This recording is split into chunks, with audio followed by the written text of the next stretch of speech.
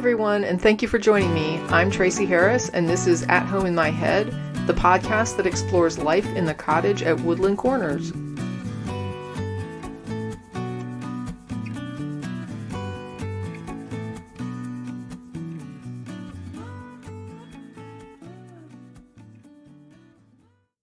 Imagine going to a surgeon to see if your issue requires surgery.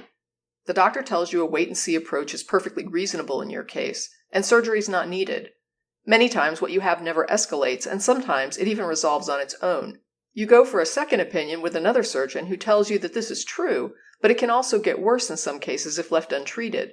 And if you're bothered by the situation, a surgery will offer you a resolution so that you no longer need to worry or monitor your status.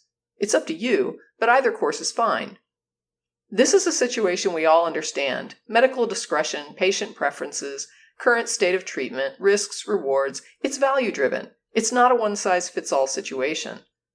Either decision can be justified based on the same diagnosis and test results. But what if the first surgeon told you surgery could increase your risk of survival, but they recommend a wait-and-see approach because they don't feel secure in their surgical skills?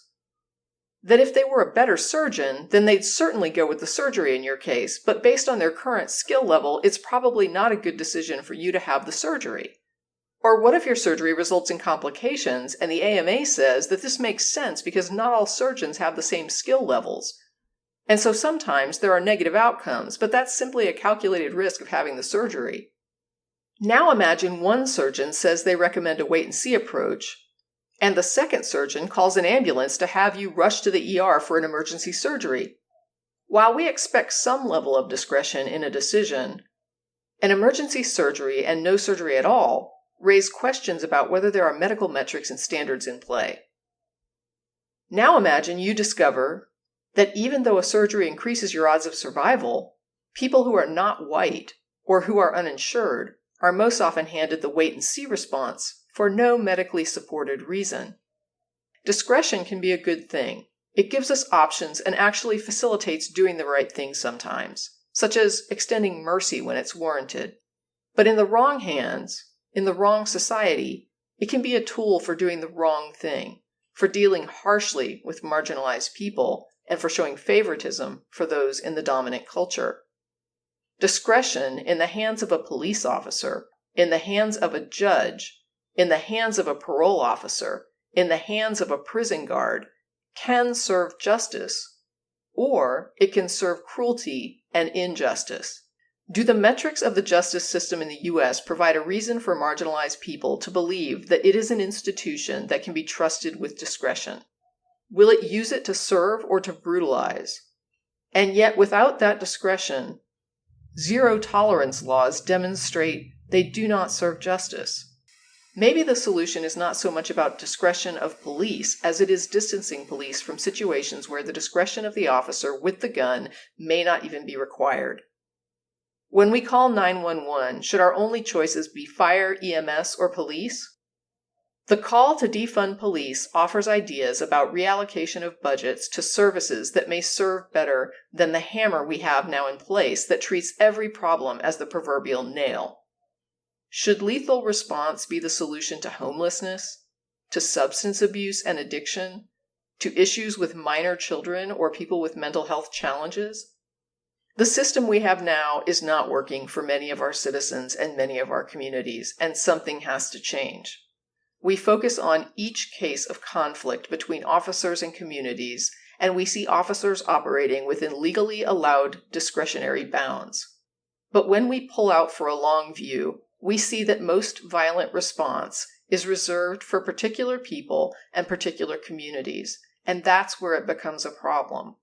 More aggressive policing in particular communities results in more cases of conflict between police and citizens and more individual situations that are dissected to find what the citizen did wrong or how the officer was justified, while we avoid asking why certain citizens and communities are more often put into situations where things can escalate and go wrong. The discussion you're about to hear touches on these issues and many more. I had invited retired police captain Lawrence Hunter to have a discussion about his book on police reform, and it just so happened that while I was reading his book as a prelude to this episode, the Chauvin trial was also happening. He agreed to come on and talk about his thoughts on improving policing and the disconnect between the public and the police. He has also offered to come back after the verdict in the Chauvin case is rendered, and I might take him up on that. I can promise you an interesting discussion, but I can't promise you answers, only ideas. I'm still struggling with most of the issues we discussed. But I do agree with Captain Hunter's ultimate conclusion that we have a situation that has to be improved because it's not sustainable as it stands.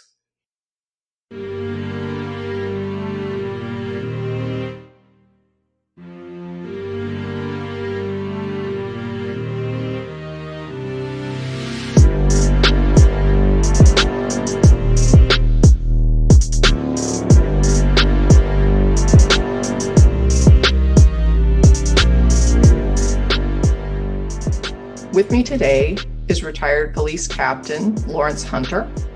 Lawrence, you have written a book on police reform, which I think is super relevant right now. I also know that you have some degrees that go along with that. Could you explain some of your degrees? Sure. So first, thanks for having me. Really appreciate being here. I have a couple of degrees. I went back to school and finished my associates in general studies. I went back to school after that, got my bachelor's in psychology and got my master's in forensic psychology. I was a police officer for 24 years. So I think that combined all of those years and degrees, hopefully I've gained some skills and knowledge along the way to talk about police reform.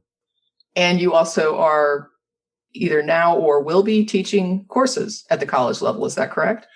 Yeah. So I just became an adjunct at a university here in Connecticut. I'm looking to adjunct somewhere else. And I'm also going to be teaching in our police academy, the Waterbury Police Academy here in Waterbury, Connecticut. Also, I may be teaching in some other academies as well, just so we'll see what's going on. A few irons in the fire there. And as if that weren't credibility or credential enough, you also happen to be a Black man. I happen to be, yes, that's correct, yes. Which kind of puts you in an interesting mix here with the dialogue around policing, specifically in Black communities. You have sort of, I guess, an experience that maybe not all police officers share. Yeah, there's certainly something to the whole Black in blue, or the question has always been, are we Black enough for the community or are we blue enough for the police? It's been an interesting dynamic that many Black police officers are finding themselves having to walk. I'm not trying to do an indictment here, but just to sort of give a little background. In your book, you talk a little bit about some of the racism that you did see while you were a police officer.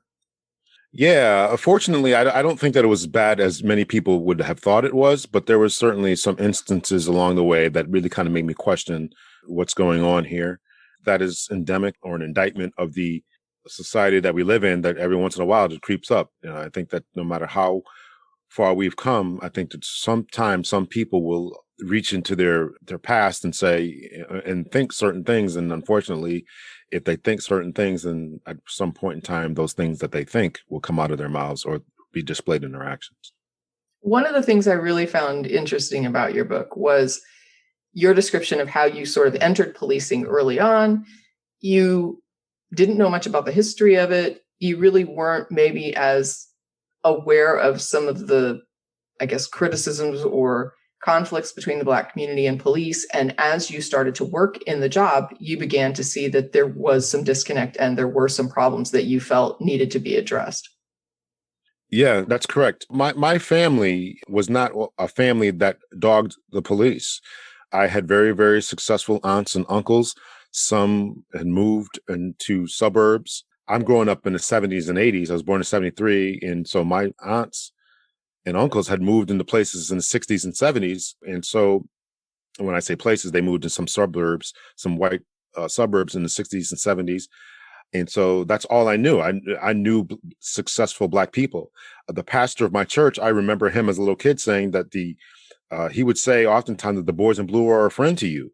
And I remember another time he said, he would quote scripture, I think it's Romans 13, and very much in support of the police, the scripture says something like they bear not the sword in vain. He would actually talk about the police, listen, they got this gun for a reason, so do what you have to do. So he was very supportive of that. And that kind of was like, I'm as a young black kid, I'm like, okay, well, this the preacher saying this, I might as well believe it too.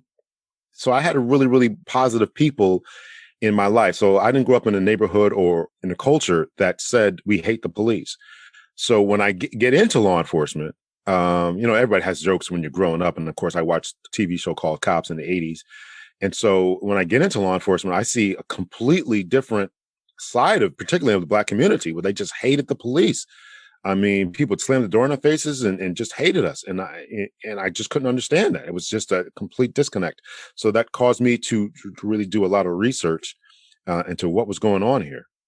And you did do a lot of research into what was going on. So you didn't just say, I don't understand this and I don't like it. You said, why is this happening?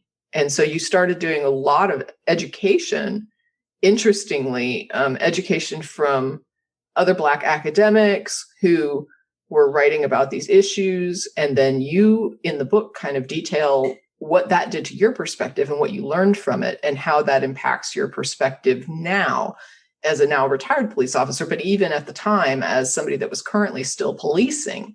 One of the things that I remember you writing about specifically was the history of police and how you didn't understand that the history of police had come from these old Southern, slave hunting posses, basically, and also from, I guess, the Northern Watchmen. Yeah, that's absolutely correct. Again, this kind of thing was not taught in our police academy, and it certainly wasn't taught in schools or high schools or anything. And so that was certainly much of the history that I had to read and become knowledgeable about. And I'm actually very upset that our police academy did not teach that. Of course, I went to the police academy in 1995. Now, fortunately, the state of Connecticut, as I mentioned, I'm going to start teaching class for our Waterbury City Police Academy. The state of Connecticut has just mandated 4 new classes, and I'm going to be teaching 2 of those classes to our police academy and hopefully to other police academies. And one of them is called The History of Policing and Civil Rights. I think that's the name of the class, something along those lines. So I'm going to take them through the history of policing from Robert Peel. Let me just back up a little bit. What the police academies do teach, at least they were taught in 1995, was how policing started over in England, their night watchmen, and how the Americans adopted some of that system, particularly in the North. And of course, as you just mentioned, the Southern system had their own slave catching posses and everything like that. So that's the history of policing when it comes to Sir Robert Peel, who really kind of formulated the policing in England. Some of those principles were then adopted by the colonies here in the United States. And then, of course, when the colonies become states and become the United States, then they continued with those ideas up until and after the Civil War. And so none of this is taught in the police academy, and none of it was taught. I'm going to, because of the new mandates, teach exactly this. So young white police officers, young Hispanic police officers, young Black police officers who are graduate from college or graduate from high school without this knowledge will say, this is why the public hates you, because of this history, because fathers heard this from their grandfather, from your grandfathers, from their uncles, from their cousins. This is what's going on in these different families. This type of generational type of knowledge that is being passed down is exactly why you walk into a building or into a place, they don't like you because of this history. And not only because of the history that happened, back in the colonial times, but look at what's happened in different other measures, right? How the police were used to quell the gay rights movement, how they were used to bust up unions, how they were used to stop women's rights. All these different minority groups that had to fight for the place that we are today in 2021, the police were used as the methods and the means to stop them from these advancements. So I'm going to talk about all this type of thing. I'm going to try to give them a reason to it. And now, again, this isn't just about what happened in the past, but we look at these incidents. We're talking about George Floyd. We look at all these type of different things that continue to recur. And when you walk into a building, that uniform that a police officer is wearing is a representation of all this type of repression and violence that has been bestowed upon the very public, which our police are sworn to protect. And it's very much a passion of mine that police officers understand this. Once you understand it, then we can adopt different methods and ways of engaging with the community and build a level of trust with the community. One of the other things that comes forward is not just the public's understanding of a racist history or a classist history. You talk a little bit about how in the North when they had these watchmen, the reality is it was about protecting the property of the wealthy. And then you mentioned the drive toward enforcing the slave culture of the South. And that was kind of where those two things married. So you had this classist system and this racist system that kind of married up to create what now has evolved into a modern police force. Mm-hmm. Now, here's the part where you didn't say this, but I'm saying this. It's not just the knowledge, the generational knowledge of the history of this, but it is actually the architecture that has still come forward. So when we look at policing, it is harsher in communities that are in poverty and also in communities of color. There are statistical differences in how things are policed, the harshness of policing, and the level of policing. And also what's interesting is that we have a legal structure and a social system that puts stresses on communities and then criminalizes much of the response. I agree with that 100%. I know that no one's going to look at it, but let's just take something that, the idea of driving a car. One has to be of a certain economic status to drive a car, right? Because you have to maintain the car, then you have to put gas in the car, you have to have insurance, registration every 2 or 3 years, whatever it is. You have to maintain a driver's license, the insurance. So that takes a certain economic ability. And whenever a police officers would pull people over, I can remember other senior officers telling me, listen, you bang this guy, or in other words, or gal, with as much that you can find. So if they don't have a seatbelt on, you hit them for that. The music's too loud, you hit them for that. They got their windows are tinted too bad, you hit them for that. They got kids in the back seat, they don't have their seatbelt on. Each kid that doesn't have a seatbelt on gets a ticket, or as another added on fine. You can leave someone with $400 or $500 worth of tickets. They want to fight it, then they have to take a day off from court. They got $400 or $500 worth of tickets. Then are they going to buy food? They're going to take that day off from work to fight the ticket. They forget about the ticket. Then they may get a warrant out for their arrest. All this kind of stuff. And meanwhile, people have to buy food, have to buy Pampers and groceries. They got to pay a light bill. Nobody has that. I've always thought that was incredibly unfair, and I refused to do it. I mean, I did it when I'm going to be honest, I did it when I was what we call field training. But after that, I would not do it. I'm not going to do that. And then if they didn't have insurance, you couldn't let them drive away. So you just tow their car. That's another fee. It sat in the impound yard. Meanwhile, this lady or this guy's got to go to work the next day, but we didn't care. It was the most cruel thing that I think we could ever do to people. And I refuse as a police officer to do those type of things. I'm not going to do that. I'm not going to do that to people. And there are two interesting things here. So number one, based on what you were just talking about, the law usually is not written as zero tolerance. Officers are given discretion. As a white person, I've always seen that discretion as a positive thing that says the cop gets to say this is not a big deal and let this go if it really is not a big deal and let it go. And also, if somebody is horrible and you want to slap them with additional things, like, I don't know, they attack the Capitol on January 6th and you can't get everyone on conspiracy, then maybe you get them for breaking and entering, and you get them for, stolen property, and you get them for literally anything you can slap them with, and use your discretion to make sure that horrible people aren't allowed to walk away unscathed because it's not a big deal. Right? I mean, maybe they weren't the one that attacked a police officer, but they were certainly part of the problem. And so you want to, what they would call, throw the book at them. That being said, you also mentioned, and one thing that I was really cheering when I read was police are the public. But when we talk about the racist police force, what we're really saying is the racist public, because the police force is enforcing a racist architecture as long as the society has a racist architecture, and as long as the laws are written and the policies are and the society is supporting that racist architecture. So if that's your society, then of course the enforcement is going to be the front line of that. I'm not dismissing a lot of the reporting that has come out around specific problems with white supremacists in certain areas of law enforcement and federal security. But it is just still a fact that you're not going to have a racist society and a non-racist police force. So those two things go hand in hand, correct? Yeah. So if the question is, do we need to first eliminate racism from our society? Then I'm all, I can't echo that strongly enough, that we need to really deal with racism, classism in our society, in our schools, in our, before these people grow up to become police officers. Politicians need to address these ideas, particularly what I just talked about, the motor vehicles and in other things. I'm just mentioning that as one thing. We really need to look at this and really have some type of racial reckoning within this country and say, what type of country, society, culture do we want? Do we want one where police are, as you mentioned, using their discretion whenever they see someone who looks like them and refusing to use it when they see someone who doesn't look like them?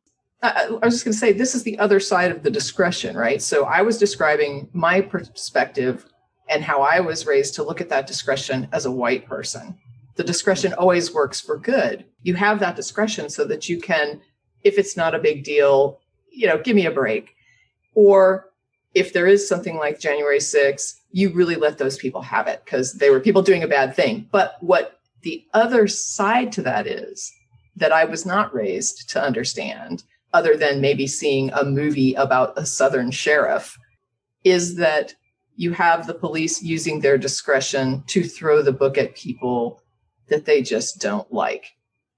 Yeah. So that's some of the training that happens with implicit bias. That is certainly something that officers really need to deal with as far as how they handle persons from different cultures. So that's something that when I was an implicit bias instructor, I always talked about how you deal with the young, pretty girl and how you deal with the old, black guy. Is just look at that, think about it. And it certainly is something that we have to deal with. And so we need to people need to be really more aware and engaging as to how their police officers and police departments deal with what they deal with. As you mentioned, how you dealt with how you were raised to think that discretion was a good thing. But if we look at Ferguson, Missouri, that discretion was the exact opposite, where the Ferguson, not even just the police department, but the whole city government was in line with banging black citizens with as many tickets as they could find. I mean, this was the policy. And so that's how you get Michael Brown and that whole situation blowing up, because people were sick and tired of being sick and tired. Everybody's walking down the street or in the middle of the road, but the only people who are getting tickets for this are the black citizens. Everyone's driving around. Well, not everyone, but a vast majority of people are driving around, not coming to complete stops at stop signs. But the only one who are getting tickets for these types of things, and again, getting the tickets piled on and getting the book thrown at them, are the black citizens. This creates the powder keg of anger, resentment, and next thing you know, you get people resisting Michael Brown, and then you get this, and then you have the whole situation blow up. Departments have to be more sensitive about how they're dealing with this.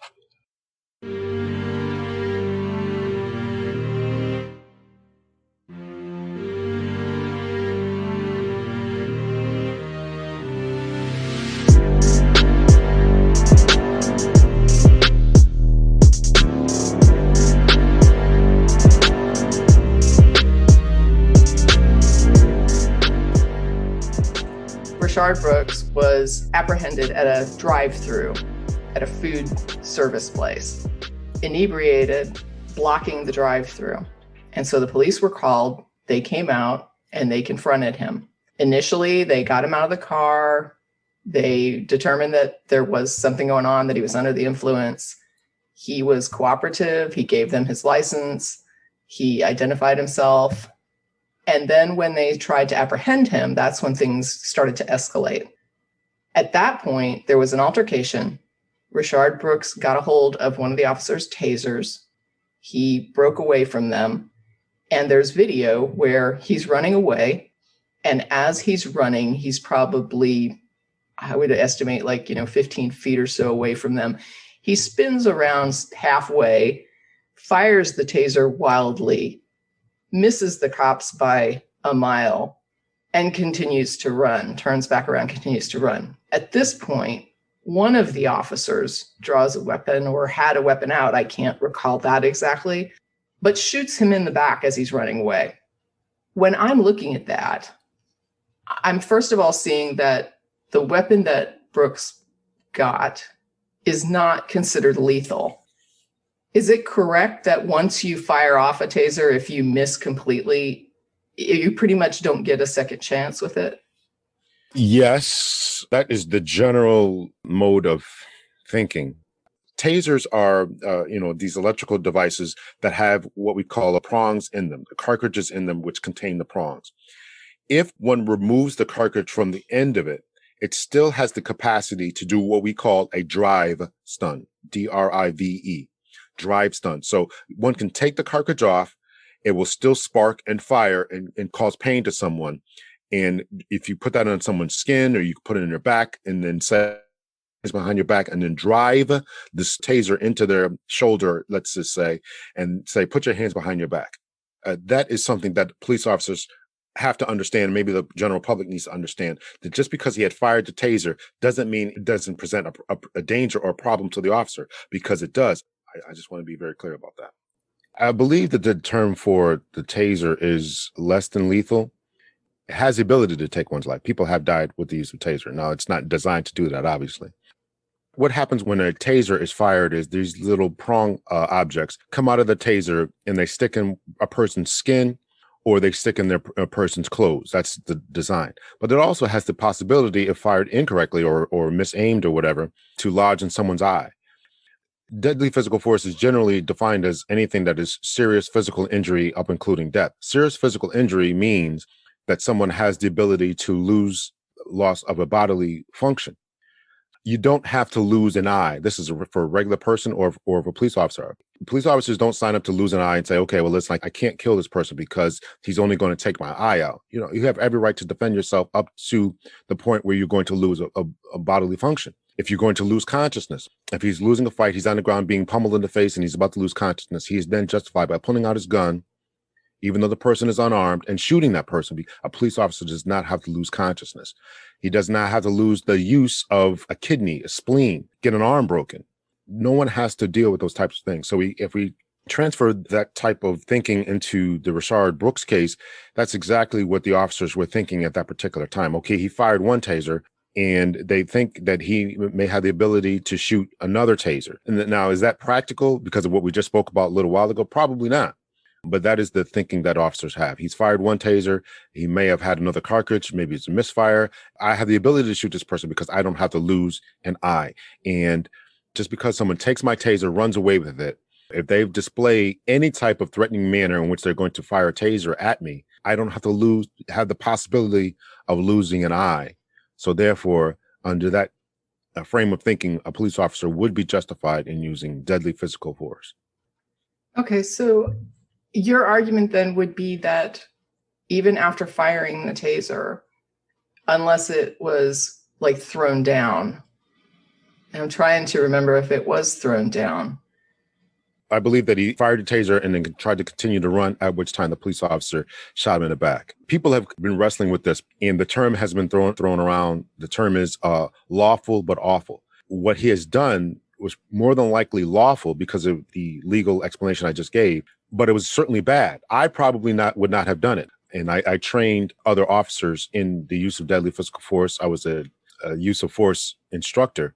So therefore, I know that someone fires a taser, that more than likely they're out unless they have another cartridge to reload. So working under that theory, I personally would not have done it. Okay. And so when the other officer did not pull a gun, what do we take away from that? Sure. So again, I probably would not have fired it either. What he did was more than likely lawful. However, a more adept and skilled fighter may not have pulled their weapon. Maybe someone was more clear thinking and saying, okay, he's already fired a taser one time, I don't have to do it. So other people may not fire in those circumstances. When we would go through training, we would call them simunitions training. Simunitions training was almost like paintball type training. And so I'll never forget, we were going through, now I was not an instructor at this time. I was still fairly new on the job, maybe 2, 3, 4 years on. So we were going through this training, and it was a mock domestic violence call. We go into what we, build in a room, And, the guy's getting all hyped up on me, and he picks up a chair, says, "I'll hit you with this chair." So my partner pulls his gun, and I didn't pull my gun. We end up talking the guy down. Of course, we're all cops in the room. He's not going to hit me with the chair. So as we're talking, doing an after action, one of the instructors is like, "Hunter, how come you didn't pull your gun?" I'm like, "Listen, I can take this guy. I'm not scared of a chair." So it was my own comfort and ability. A chair could incapacitate me, but I was just comfortable in my own fighting skills and in what I had. This is what can be seen as very problematic in law enforcement, is that there is no one direct, correct, right answer to do in every circumstance and every situation. You have to depend on an officer's skill set, his intelligence level, the physical presence of the person that you're fighting. I'm not a very tall guy. I'm only 5'7", but if I'm facing somebody who's 6'4" and pulls out a chair, he's muscle bound like Arnold Schwarzenegger, I most definitely would probably pull out a gun. But if somebody's 5'3" and he pulls out a chair, I'm like, okay, I can probably take this guy.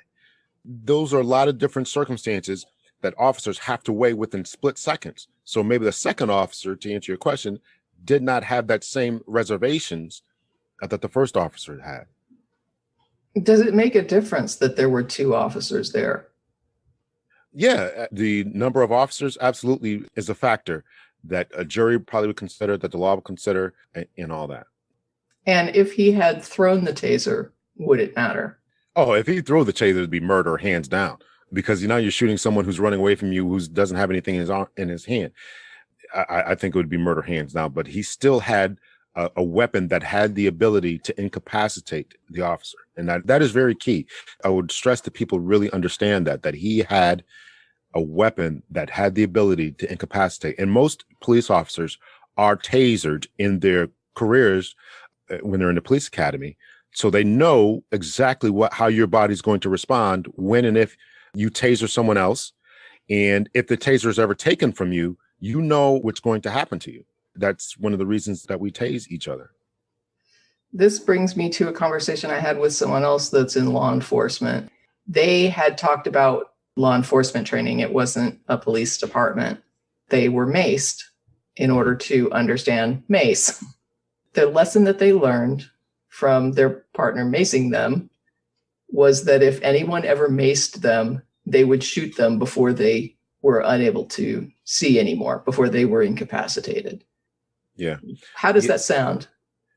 I think that, again, it would depend on the number of officers there, the presence, the willingness of the other person. Again, if a police officer is incapacitated, they have a number of tools on their belt that can take their life. Obviously, their own firearm. They have a baton in many cases, that taser, handcuffs, which police officers have had taken from them and been beaten to death with their own handcuffs, used as kind of a brass knuckle type of thing. That is not a chance that any police officer would take. I would probably do the same thing. If I knew the intention, or if I had any inkling of intention, if I was surrounded and somebody gets my mace out and maces me and I'm going to go temporary blind from the mace, you're absolutely justified in taking whatever action you have in order to save your own life. You don't have to die. We don't even have to retreat in most states as police officers. You don't have to back up. We're paid to do a certain job. And what would you delineate? What would be the difference in your head between resisting and resisting in a way that merits being shot? So resisting arrest can simply be running away. I mean, resisting has range, a gambit of actions. And so you can resist by simply running away from police officers. You can resist by pushing the officer and then running away. You can resist by, more of a passive resistance, by the officer tells you to put your hands behind your back and you simply refuse to do it. Protesters can when they just sit locked arms and refuse to move. So those are manners of resistance. Active physical resistance, when police officers are threatened in a way, when they start to are being punched in the face and someone tries to take the officers back. If anybody's familiar with MMA type of fighting, tries to get behind the officer, tries to reach for the officer's weapons, including taser, their OC spray, obviously their firearm, their handcuffs, even their radios, their batons, all those things can be used as weapons against them. Those are all levels that the officer really has to weigh and say, can I be incapacitated? Is someone shooting at me? So there's a different realm and spectrum behind the ideas of resistance. And should any thought be given to the fact that you're dealing with a person who is already inherently not going to be reasonable because they are incapacitated in some way by either drugs or alcohol? Yeah, but that does not stop the fact that they can be a danger to you. Just because someone is on drugs or alcohol, and we fought with people on PCP or a high on cocaine, and they're just as much a danger. A police officer does not have to risk losing an eye, being injured, having their arms broken because someone is high on drugs or even mentally disturbed. Those people can be just as strong and just as deadly and just as injurious to the officer. So the officer has every right to protect him or herself. Okay. Yeah, that was going to be my next question is, does this apply as well to somebody who's mentally ill? Sure, absolutely. Even sometimes to younger defendants. I mean, there's 16, 17-year-olds who are, 6'5". Now you have a small police officer, a female police officer who's 5'3". Just because the guy's 16, 17 doesn't mean she has to take a beat down.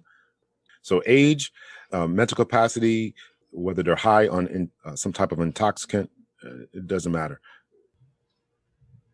And in your book, you talk about the defund police movement. Mm-hmm. And one of the things you talk about is actually that you're supportive of the idea of allocating funds for other types of response. Mm-hmm. When you're dealing with a minor, when you're dealing with some sort of substance abuse or inebriation, when you're dealing with someone who's mentally ill, in your mind, would any of those things fall into those categories? Yeah, as far as defunding, I certainly think that money should be given to helping mentally disturbed persons, to minors, getting them jobs, housing, to all the social ills that we're dealing with. I think that if we focused and funneled money towards programs like that, it would certainly decrease the need for police to have to deal with these types of people. Unfortunately, the police are the hammer to which everything else to them is a nail. And I think that that's been unfair to the police officers. I think it's unfair to the citizens. And we have created and criminalized so many different things that should not be criminalized. So I think that we need to look at alternative methods of dealing with some of society's problems. What you were just describing, though, are programs that would occur prior to a problem arising. Mm-hmm. What I guess I'm asking about is when the problem arises, I'm at home, I'm having trouble with my son, we're in an argument, he's behaving erratically, he's 15 years old. Should I be able to pick up a phone and call a dispatch and get more choices than fire, EMS, or police? Yes, I absolutely agree with that. I absolutely agree. So many times, I can't tell you how many times at 6:30, 7 o'clock in the morning, the police departments are receiving calls about my son doesn't want to get up and go to school. That's not a police matter. We're not sending armed police officers to get your son out of bed. So I do think that we need to look at or create some type of system that we can call and say, this is the situation I'm dealing with. We don't need, unless there's some type of threat of physical force, danger, we don't need police officers. We need a counselor. We need a therapist. We need someone who we can call. I absolutely am in support of that. Yes. Another case that came up, and you tell me if this is a candidate for some other option for a dispatcher, the Prude case. So this was, I think it was Daniel Prude, and he was the man who, the call came in, I think it was from his brother, who said he's behaving weirdly. I think he was doing drugs earlier, but this is not, even for him, this is not normal stuff. And I don't know what he took, but something's not right. And he's appears to be acting strangely. We're afraid that he might hurt himself. And police came out. They sat this naked man in the middle of the street in the middle of winter for about 30 minutes. He was pretty cooperative most of the time. And then at a certain point, he started to spit. They put a bag over his head, and that's when things went very badly. And he ended up also dead. Right. In that case, would it have been a better option to call somebody out when the call came in initially to deal with a guy who wasn't escalating, but who was dealing with some sort of crisis. Yes, I'm all for that. But I also have to understand that, and something for the public to also think about is because things are seemingly cooperative right now, that things can turn volatile later. He may be in some type of mental health crisis right now, and then 10 minutes from now, we can't talk this guy down. So that is something we need to consider. But I would be willing to try. I do think that there's something that happens when people see a uniform. So maybe not sending a uniformed officer, sending the counselor would not, stoke them up. So I'm certainly in the camp of trying something differently, because I do think that police officers, because of the uniforms, because of their presence, because of their authority, people get anxious and antsy and nervous and begin to act out in certain ways. So I would rather try the mental health counselor or try calling someone else to try to get them to come out, talk people down, talk people into an ambulance, talk them into taking their medicine or whatever. I'm certainly in the camp of trying to do that.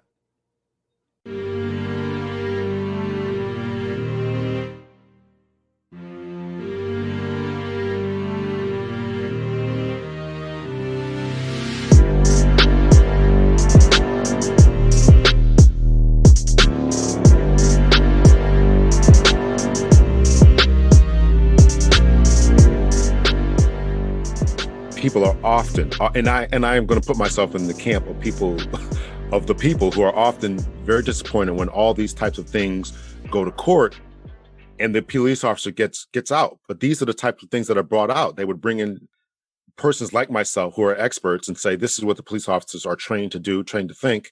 We get video from different ways. We look at the George Floyd trial, we're getting different perspectives from different experts. And so these are the types of things that are brought out in these different court decisions that the general public is not seeing, that is not reported in the news and not reported in the YouTube video. So once we get the whole comprehensive story, then we're like, oh, okay. Then the jury is like, oh, okay. Well, this is why they did it. And that's why the officer gets off. You mentioned Daniel Prude. The officers involved in that case were also just found to be justified as well. It can be very frustrating for the public who doesn't understand this and sees the officers always getting off. But there's reasons for it and justifications for it in many circumstances and many situations. And I had to remind myself of that as well. I really do, because it seems in many cases to be so open and shut. But once we start looking at different camera views, different witness testimonies, especially when you talk about what I just talked about, the police officer training, it really gives one a different aspect. Now, I want to be clear to anybody listening that you are not making an argument that because it's legal, it's okay. There were examples in your book of laws that exonerated people from what amounted to a murder that you said you were kind of shocked that was the law. One example was not an officer, but the Trayvon Martin case. I struggle with that particular decision. And that was a very, very complicated stand your ground case, even though I don't believe that the lawyers in that case actually argued stand your ground. But when you talk to people, or at least when I listen to different lawyers talk about it, in that particular case, Zimmerman did something he wasn't supposed to do. He was directed not to follow Trayvon Martin, directed by the 911 dispatcher, not to follow Martin. He does it anyway. He then starts a fight with Martin. Martin, 17-year-old kid, wins that fight or begins to win that fight. And as he's about to lose consciousness, Zimmerman then pulls out his gun and then shoots him. And the law, the justification for that is again, that you don't have to lose this fight. And I think that is a terrible decision. I struggle to put that into words of how bad I feel about that, because he was told not to do it. He did it anyway. He then loses the fight and you get to kill this guy and walk away. But that's the way that it is.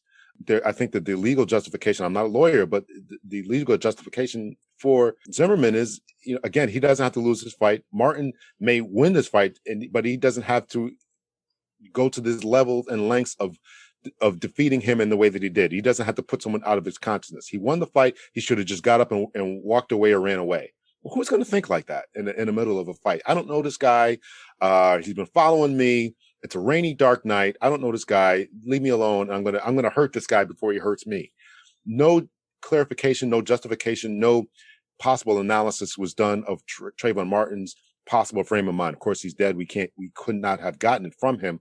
But that's the way I would be thinking. Someone's following me in a dark, rainy night. I'm going to hurt this guy before he hurts me. And because Zimmerman did what he did, he got off. And I think that was a horrible, terrible decision. And many people ran for Congress or ran for the congressional legislative seats down there in Florida. And I believe they're still trying to make some changes to those laws because some of those stand your ground laws are just ridiculous. Well, the other thing I think that bothered me about Trayvon Martin's case is that what parent wouldn't tell their child to put up a fight? If you have children and you tell them a stranger is following you and you need help, you're going to tell that child to either run to somebody and ask for help. But if the person accosts you, don't go quietly. Wouldn't we tell any child that? Absolutely. And listen, I mean, the problem is again, when you think about juries, we have to understand that they are sworn to an oath that they are going to uphold the law as it stands at that particular time. And so unless the jury is going to say we're going to engage in jury nullification, they're going to do it. And so the way that the law reads, when they read the law, because they're sworn by oath to say, I'm going to do this, they have to go by that. Their hands were tied. Either this is the way that this is the way that we're interpreting the law. This is what happened. This is what it says. And so we have to go by that. And so that becomes a frustration. That's why many people ran for those legislative seats and wanted to change the law, because the law, as we saw in the Trayvon Martin case, was completely flawed and very, very wrong. And so that becomes a problem. I think they're going to even try that in the Ahmaud Arbery case, I believe in Georgia. Well, to me, it's a horrible message to send to children that if a person attacks you, if a stranger attacks you on the street, don't put up a fight. Well, don't make a scene. I agree. I mean, I can't agree with you. We would not to children, to women as a possible rape. You got to tell women they have to be raped, sexually assaulted. It was a crazy decision, terribly written law. And people have made the allegations that many of these stand your ground laws were aimed at Black people. I don't know, but it's not something we have here in Connecticut. I think that many cities, states really need to look at what's going on with these and really try to change them if they can. I think that defending yourself is the right thing to do, whether you're a woman, whether you're a little kid. Make a scene, make a stick, and to tell people that if you lose, if you start to win this fight, which is even more horrible, you're winning this fight, and this guy gets to kill you, and he's going to get away with it. That's just words can't describe how I feel about that. Okay, so we have a situation here where sometimes there's discretion. Sometimes that discretion can reach gray areas. Other times we simply have bad laws that need to be corrected on a legislative level. And other times we have bad rulings. But there are many levels to the justice system. And you do talk about in your book how other arms of the justice system bear some, I don't know if I would use the word blame, but obligation as being complicit in a lot of what's going on here. It's not just about the police, that we have issues throughout a justice system. Is that right? Yeah, I would say that there's certainly some things that need to be fixed along the way, within the prosecutions, district attorney's offices, some forensic analysis departments. Yes. And you did mention as well, like the DA specifically, you talked about some specific cases with district attorneys and how that can impact how a city or how a community goes about policing. Absolutely. I've talked to a number of people on my podcast in which they were completely frustrated with the district attorneys. The district attorneys were completely dismissive of the citizens' complaints about the police. There was an assumption that the police were always correct, always right. They refused to do any type of thorough analysis of any type of investigation. In one case, the district attorney, within about 3 or 4 hours, had determined that the police shooting was correct. The guy, I believe his name is Michael Bell, he's from Wisconsin. He was completely disappointed. Now, Michael Bell is a white guy who was a former colonel in the United States Air Force and was completely disappointed in how the police completely investigated the shooting of his own son, Michael Bell Jr., and completely disappointed in the district attorney. And stories like this I've heard from other people where they're just completely just disappointed with this, with the district attorneys.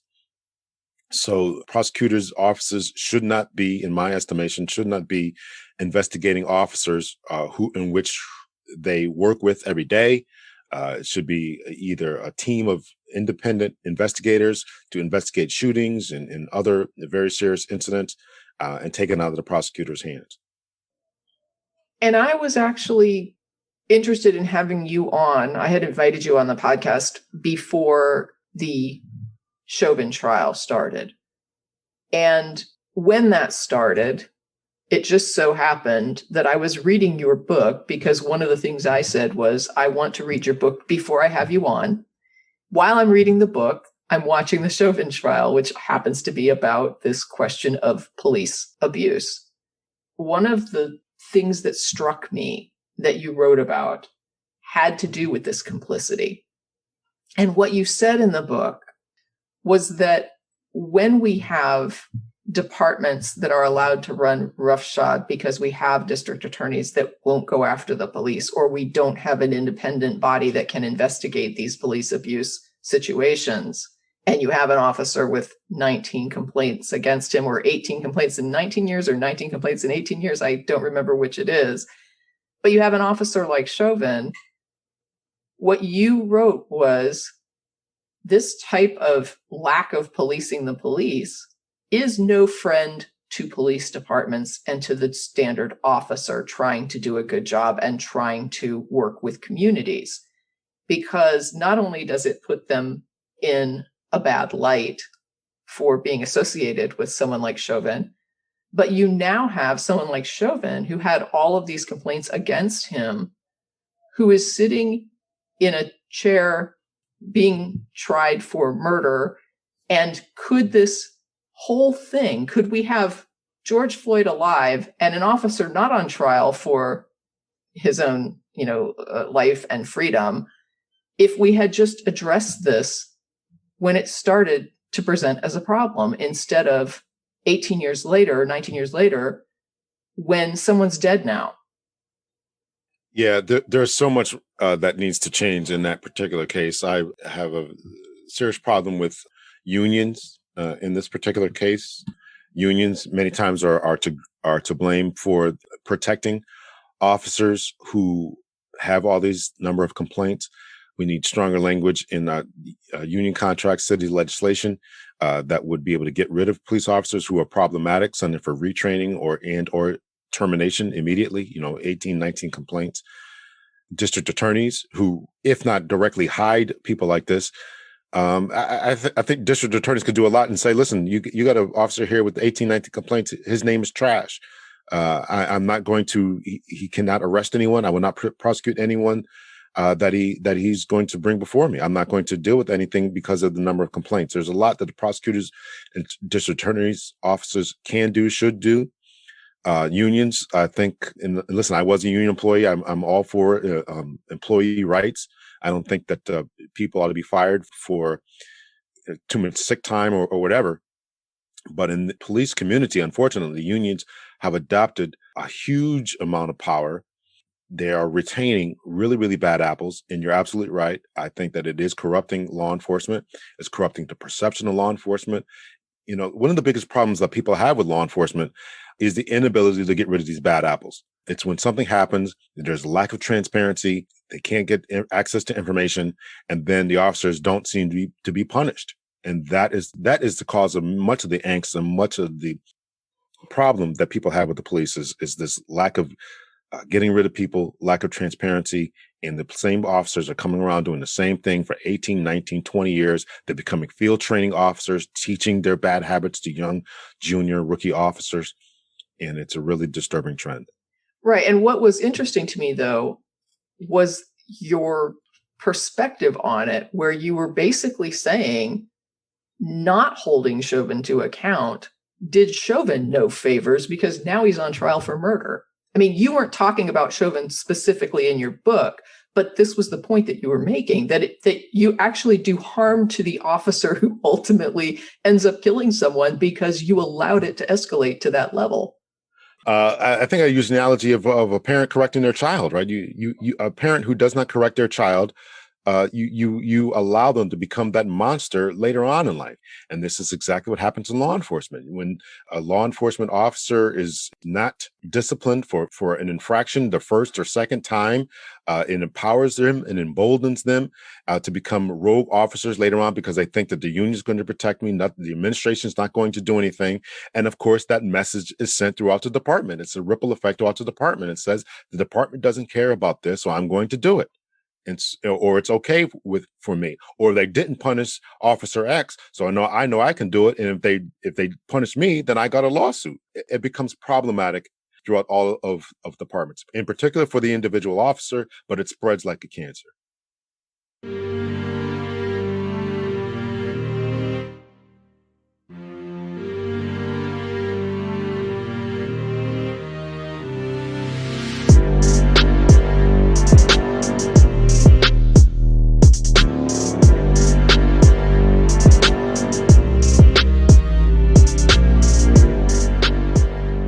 So another point that you brought up in the book that I found interesting was the section on militarization of the police. What was really interesting to me was that after reading that part of your book, I literally came across someone else's thread on Facebook where they were talking about, hey, if criminals are going to have these, AK-47s and these military grade weapons, then we can't talk about not militarizing police if criminals have these weapons. Like, I think this was right after one of these recent planned massacre mass shootings. One of the things that I was able to add to that discussion was derived from your book, which was you can still have that militarized section, which would be something like SWAT, and not militarize the entire police force. You can have a group that is specifically trained to deal with really extreme violent situations, and they are called out for really extreme violent situations. And then the rest of the time, we just have normal levels of policing or, better levels of policing that aren't as violent. In the book, you talk about the original use of SWAT and how that has expanded to larger bodies using SWAT techniques that may not have that same philosophy as the original SWAT teams. Can you talk a little bit about that? Sure. I'm all for exactly what you mentioned.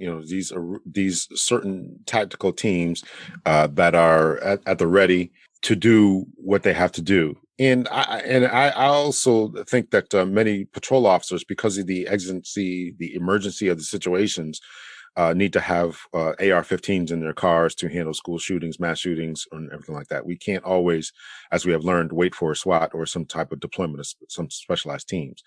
But I do think that we have developed a certain over-militarization that we are relying too heavily upon. Even the way the officers wearing tactical vests all the time, and that is such a disturbing trend to me. And maybe I'm just, just get old and old school, but, I came out in 1995 where we all had the same type of shirt on. Now these guys are all having and we wore our vests on the inside. These guys all have their vests on the outside, and it's just a really, really disturbing trend and look to me, because it just screams, over policing, militarization, intimidation, and all that type of thing. And that's not the officer next door. That's not the police of the public or the police type of mentality that I think that we ought to be giving and sending forth. The 1990s, the police departments or the United States government said, hey, listen, we got a bunch of surplus military gear here. What are we going to do with it? Millions and billions of dollars worth of military surplus equipment, MRAP vehicles, and all this kind of stuff. So they said, oh, yeah, let's give it to the police so they can fight their war on drugs. And so that's exactly what happened. Police departments from all across the country applied for mine-resistant vehicles and knives and bayonets and just MREs, meals ready to eat, and just all kind of crazy stuff in the military. And of course, when they adopt these type of things, of course, they want to play with these toys. So they start preparing for war and deploying, and they've taken this deployment of SWAT teams, special weapons and tactics teams from the 1960s and 70s to everyday breaches of drug deals, right? So the 60s and 70s, we saw a lot of need for emergency type of situation where we had riots going on. So they developed, LA developed to deal with these special type of incidences. Okay, so as crime decreases, different law enforcement procedures proceed, crime decreases. And so now the SWAT teams don't need to deploy as much and as often. People want something to do, and if you don't have all this stuff to do, we have to disband these teams. So they adopt these measures where they're not just going to deploy to bank robberies, hostage situations, which are decreasingly less and less of, but now they're going to deploy to no-knock warrants, raids types of situations. And so that has caused an increase in the disrespect that people have for the police. 2 a.m. calls, the SWAT teams are now kicking in your doors. Teams that are supposed to be stopping hostage situations are now coming into your doors to get dime bags of drugs because of the war on drugs. And that's another story we can probably talk about. And so this becomes a problem. It decreases morale. It decreases the respect for the police among the people, increases arrests.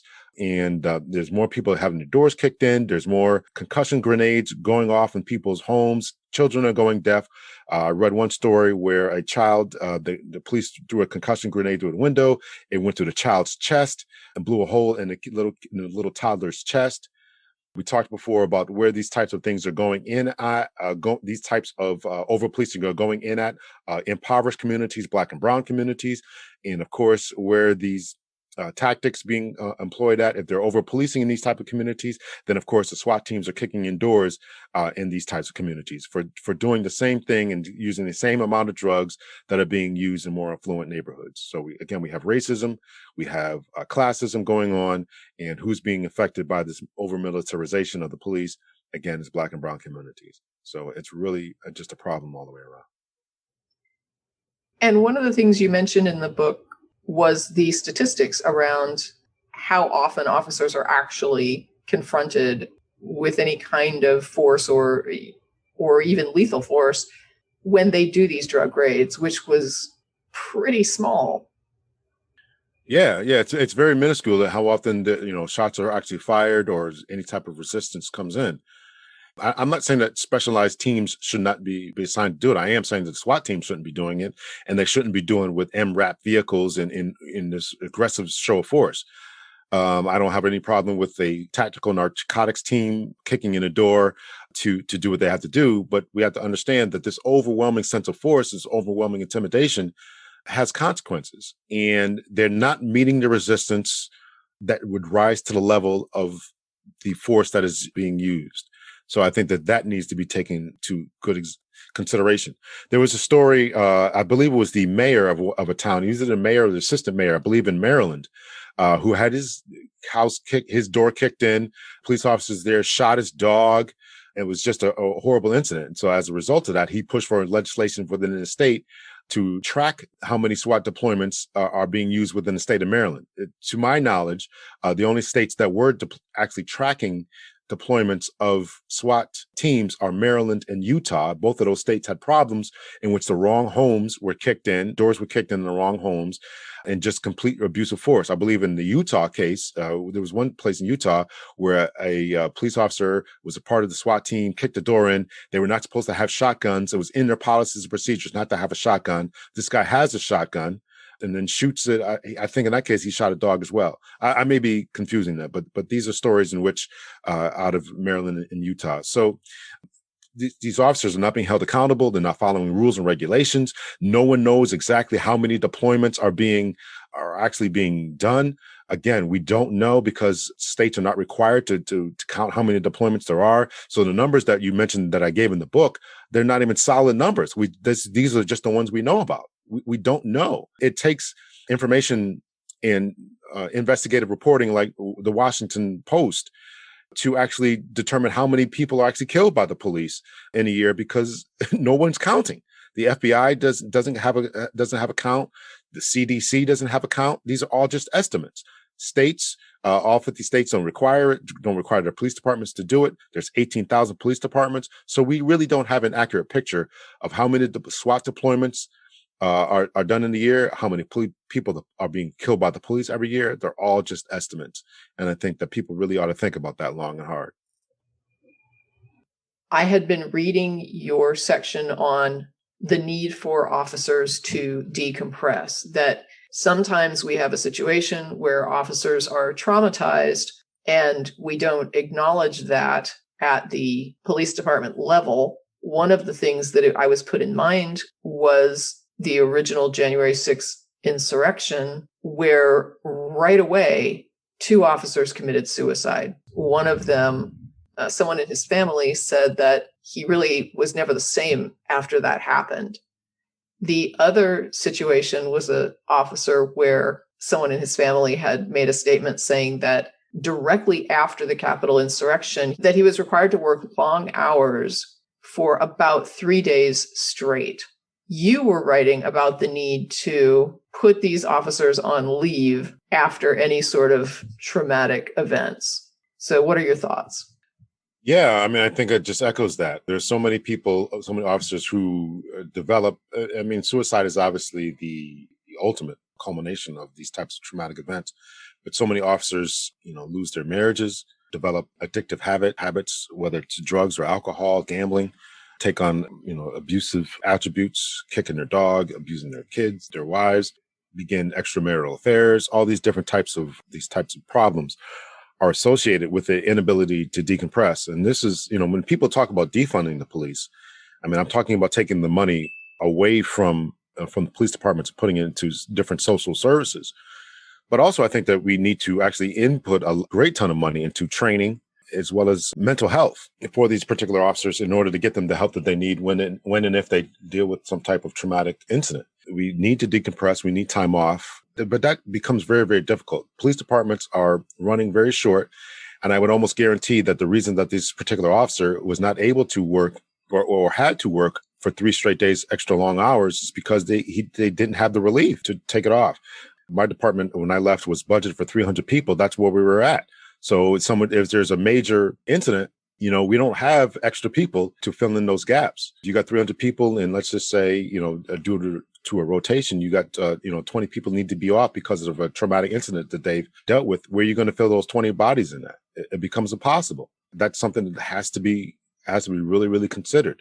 And that could be considered through what we would call mutual aid. Maybe another department from a surrounding agency can fill in with other officers who have not been traumatized. Could be maybe supplemented with the National Guard coming in for a certain time just to keep and hold the peace. But something's got to be done in order to get these officers the time off that they need, the help that they need to deal with these types of problems. I believe in one of one of the officers' cases who killed himself, he was already having some issues. If I remember correctly from reading, he was already having some issues. And this was just a culmination, just kind of the cherry on top, the last straw that just kind of pushed him over the edge. And so we got to recognize that officers need help sooner and try to get them to help sooner before these type of incidents culminate.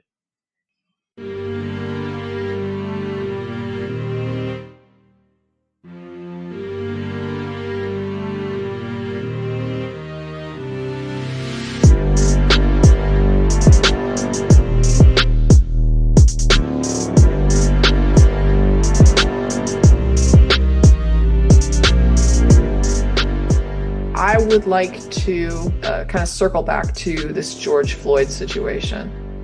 One of the things that hits me the hardest as I watch the testimony and the video is the way that the bystanders were barred from intervening. There were police that acted as a barrier, and there were people, some of whom were just regular citizens, some of whom had knowledge of how to administer holds and in fighting, some of whom were actual first-line responders, but all of whom felt the desire to intervene to help another human being that they saw being killed, and they were not allowed to do so. I've never been in a situation where I had to let someone die in front of my face at the hands of someone else in a violent way. But I have been in situations where I felt like I needed to intervene, but I knew that for either a policy reason or a legal reason, I was not allowed to intervene. And that is very traumatic. It really hits a person's core. It's the flip side of forcing someone to do a thing that they really are not capable of.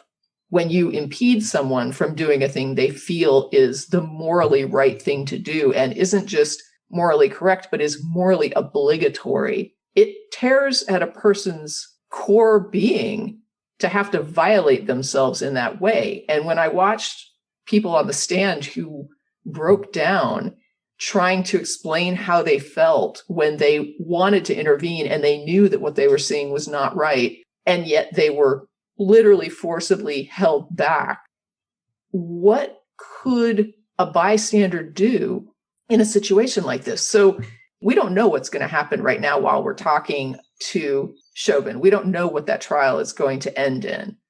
But let's say that he's convicted and it is determined that this was a murder, and then his fellow officers who held back the crowd are convicted for whatever they end up convicted for, because I know some of them are also going to stand trial. When I think about the alternatives, when I think about a person who says, I'm going to do the right thing in this situation, I don't care.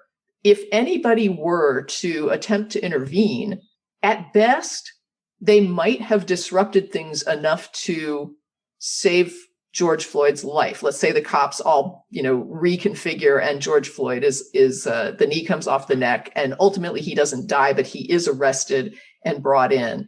I think we all pretty well know that in a case like that, the person who intervened would have quietly also been arrested and taken away for interfering with the police.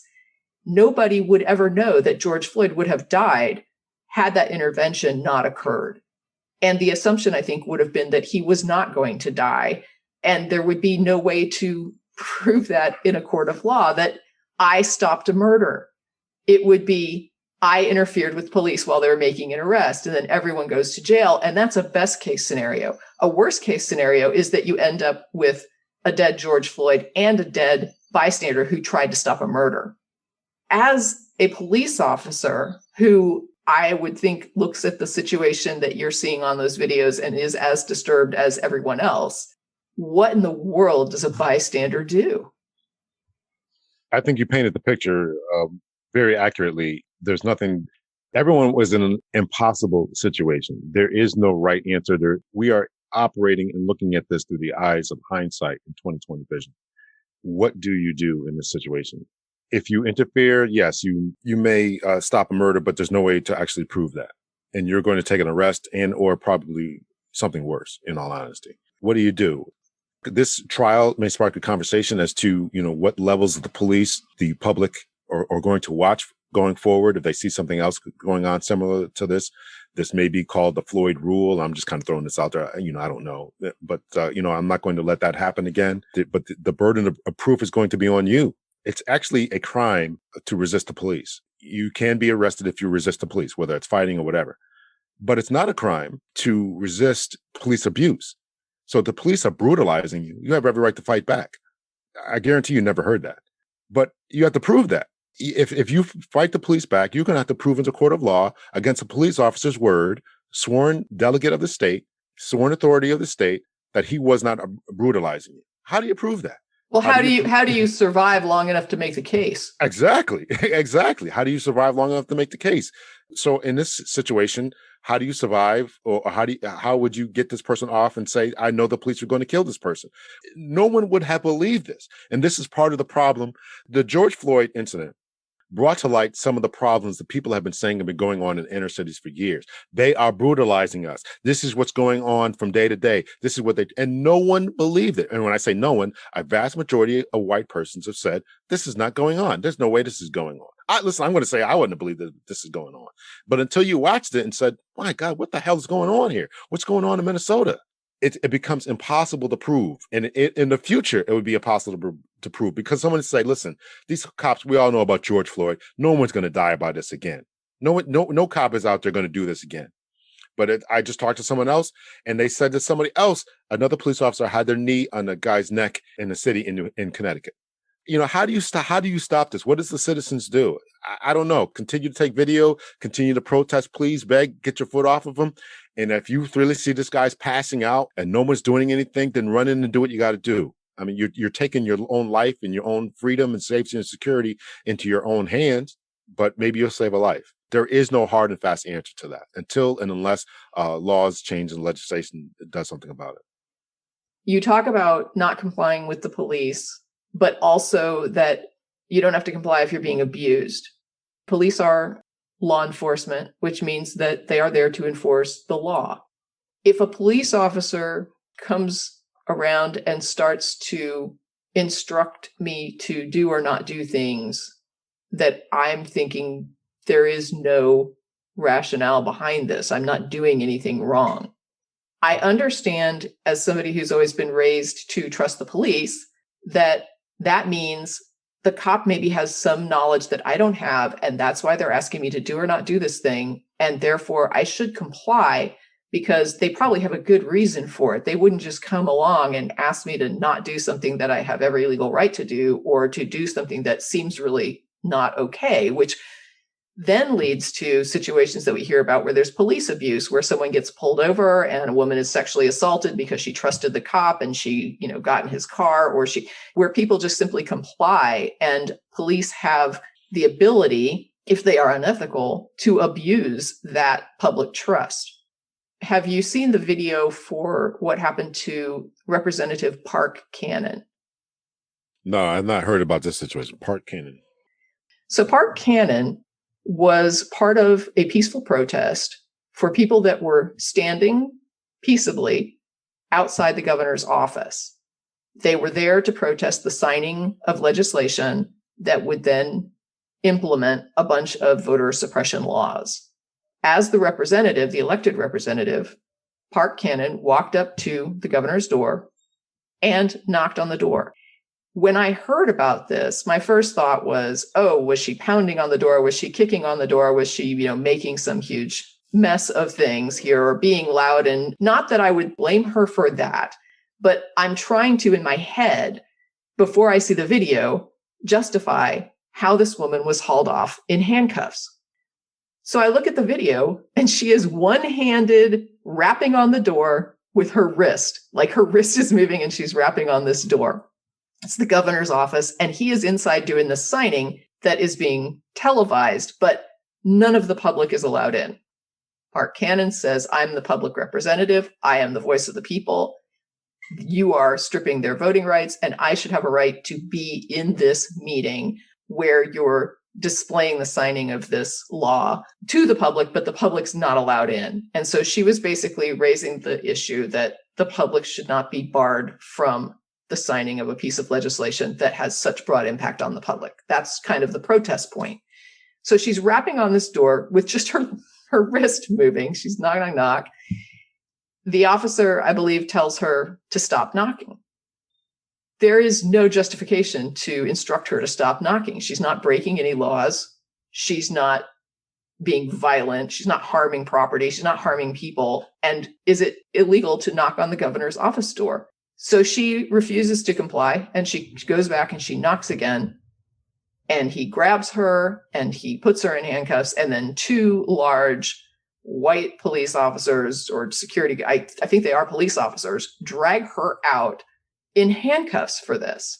And as they're dragging her out, bystanders and the other protesters are asking the police, what is the statute?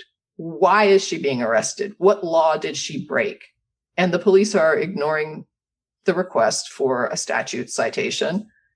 They drag her out, they arrest her, and now I think she's facing like 8 years, like possible 8 years in prison for this. Well, 8 years for what eventually was she charged with? I mean, she's charged with obstruction of law enforcement and disruption of the General Assembly. I don't see what she did as being what I would call disruptive.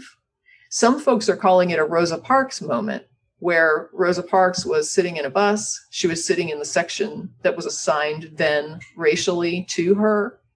A white person didn't have a seat open in the white section of the bus. She was asked to leave her seat and she refused. And so she basically gets arrested for doing what she was supposed to be doing according to the law. To me, if the public wants to be in that meeting and if a public representative wants to be there representing the constituency, the right answer is to go and knock on the door and ask to be allowed in. There is something horrible about the optics of this meeting where it was all white men in suits, and you have a Black woman representative who is knocking on the door of that white power moment and being asked to be allowed in to represent her community that is being stripped of their rights. And she ends up dragged out in shackles by two large white men. It's horrendous optics.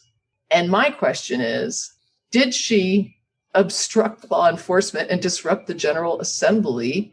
I mean, should she be complying with a situation where she's not breaking the law? I think in that particular case, she was right to do what she's got to do. And hopefully the public support, the public outcry will outweigh any type of sentence that she would be given. Hopefully a district attorney would throw this out. But in general, in routine cases, people really have to educate themselves about the law, know what to do, know how to interact when and if they are dealing with the police and whatever. I feel empowered as not even an elected representative, but just as a citizen to go to the governor's office and knock on the door. I would not consider that a disruption of a General Assembly, even if there was something going on inside. This is the powers that be who are trying to, abuse their authority. And of course, they're making up or they're applying things that really don't match and don't fit with the laws, right? She's not really disrupting. Knocking on the door is not disrupting. It's one thing she went in there with the flags waving and the bullhorns and trying to stop the legislative process as it was going forward. But that's not what was going on in this particular case. She's just knocking on the door, trying to be an elected representative. We all know what's going on down there in Georgia. We all understand it.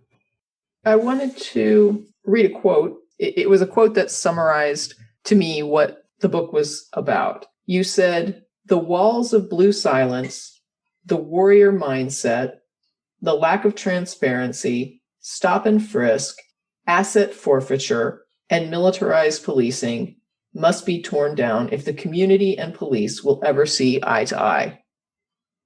Yeah, I think that all those things have been problematic. They have created a great deal of resistance, anger, and confusion by the public. And we really got to look at what we're doing. Again, I don't blame all these things on the police. I think that the legislatures have passed laws that have been extremely detrimental to the view of the police, and the public has resisted and is going to continue to resist many of these types of things. They want transparency when and if something happens. They don't want their assets seized when and if there's no crime that has been committed or alleged. Stop and frisk was a disaster for New York City, and the former president of the United States wanted to bring it to Chicago and to other places. And so we've got to look at, who's being hurt by these types of measures and develop partnerships with the community to say, hey, listen, what can we do about crime? What do we need to do in order to fix these situations? The wall between the police and the public can be torn down, should be torn down. There is an overwhelmingly positive view of the police from all communities. However, when and if things go wrong, they want to know that it's going to be handled justly, fairly, transparently. If corrective action needs to be taken, that corrective action will be taken. It will be assured. And I don't think that in many communities, people have that assurance. I'm curious, in politics, we have a rule that if you're going to represent a district, you have to live in the district or at least have a residence in the district. What do you think about the idea of police should live in the communities they police? I think that all people should live in the communities in which they work, in all honesty.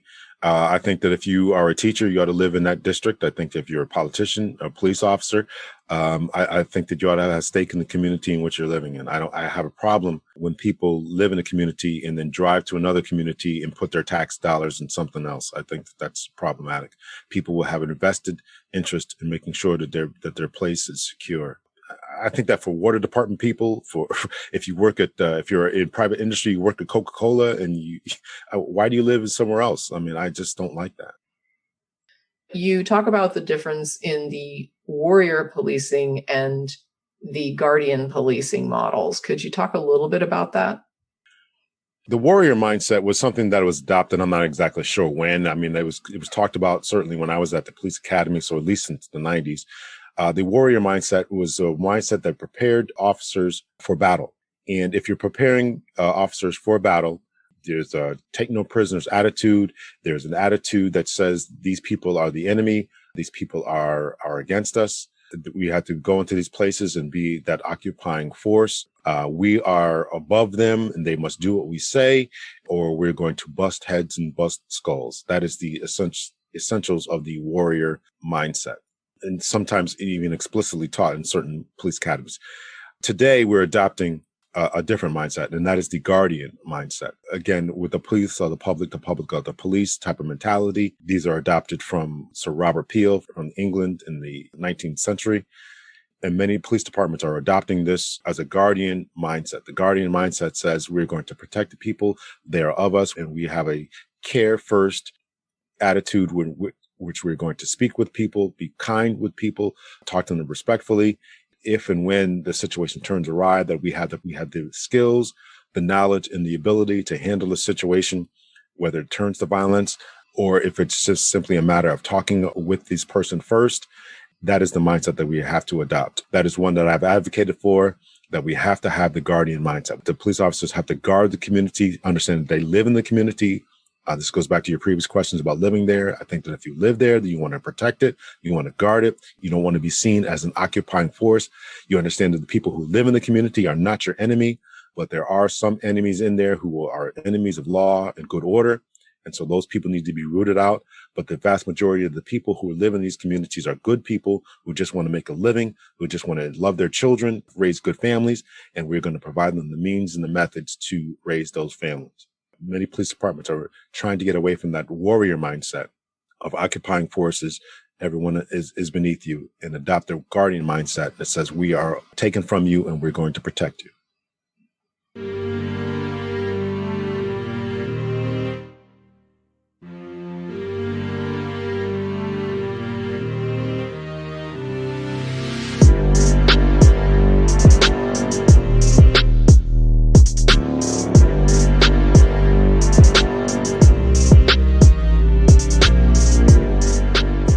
You've been very generous with your time, and I want to thank you once again. If you would like to take an opportunity to plug the book, it's Police Reform, or anything else that you have going on that you'd like to talk about. I know you do your own podcast, which I sat for, and you're welcome to plug that as well. Thank you. I really appreciate it. I enjoyed the conversation very much. So the book is called Police Reform, a retired police captain's perspective on the evolution of law enforcement in America and how to improve the criminal justice system. It's going to be available on an ebook very soon. I'm definitely going to look to shorten the subtitle. Let's see. So that it's available through lulu.com, lulu.com. It's also now available through Barnes & Noble and Amazon. It should be wherever books are sold. I do have a podcast. It's called Captain Hunter's Podcast, where I talk about these types of issues. I'm also gearing out and branching out into other community activist positions, because I believe that we can't always allow the police to change, but the public has to change and has to do better as well. I've been talking about education, talking about psychology, in particular Black psychology. I'm talking about repairing your credit and a number of other things that just help to make the communities better. Again, I think if the communities are better and stronger, then our interaction with the police will be less and less. That podcast is available through Apple and through Google and wherever one listens to podcasts. I also do Facebook. It's also available on Facebook, Captain Hunter's Podcast there, YouTube videos as well. Let's see. I also have a business, consulting business, LMH Consulting Services. If anyone's looking for a police consultant, if anyone's looking to become a police officer or take a promotional test, if you're a police officer or you want to take a promotional test, not just police officers, but maybe corrections officers, or some people just don't know how to go for interviewing. I'm also dealing with those types of things as well. So it's LMH Consulting Services. You guys can Google that. Hunter Police Training is the website. So just a number of different services. I'm also a life coach. So I got a lot of kind of irons in the fire there, but obviously policing is my main forte. And so that's my podcast. It's a little bit about me. Some of the services I do offer online through online courses. So if you don't want to sit through talking face to face with me. You can sign up for the consulting services to become a police officer, walk you through the testing process, or walk you through the testing process of moving up the ranks, taking a sergeant's exam or a lieutenant's exam. That kind of thing is available online. Again, that's hunterpolicetraining.com. That's all I can remember right now. So once again, I want to say thank you to you, Tracy. Thank you so much for having me. I enjoyed both of our conversations both times. Oh, well, thank you. And I really appreciate you agreeing to come on. So I think this will be a good episode. Thank you.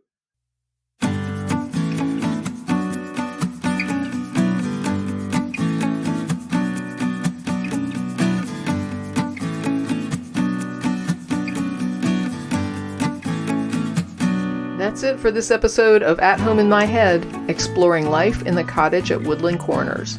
Thanks for listening, and as always, stay safe, be well, and never stop exploring.